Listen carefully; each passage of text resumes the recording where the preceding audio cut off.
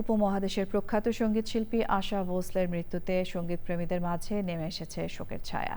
তার মৃত্যুতে শোক জানিয়েছেন ভারতের প্রধানমন্ত্রী থেকে শুরু করে বলিউড, ঢালিউড ও ঢালিউডের তারকারা।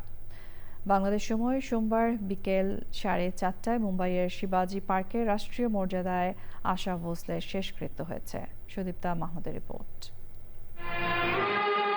স্বাধীনতা উত্তর ভারতীয় সঙ্গীতের স্বর্ণযুগের উজ্জ্বল নক্ষত্র আশা ভোসলে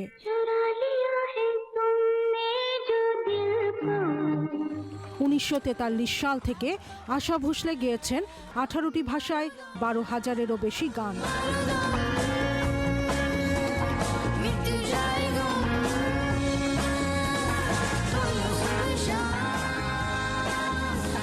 এক সাক্ষাৎকারে তিনি বলেছিলেন, গান না গাইলে, গায়িকা না হলে জীবনে কি করতেন জানেন না। That must be very nice. Otherwise people say she is very proud and she is like that, is that. সোমবার বিকেল 4টায় মুম্বাইয়ের শিবাজি পার্কে রাষ্ট্রীয় মর্যাদায় আশা ভোসলের শেষকৃত্য সম্পন্ন হয়। এই শিবাজি পার্কেই শেষকৃত্য হয়েছিল তার বড় বোন, সঙ্গীতের আরেক কিংবদন্তি লতা মঙ্গেশকরের।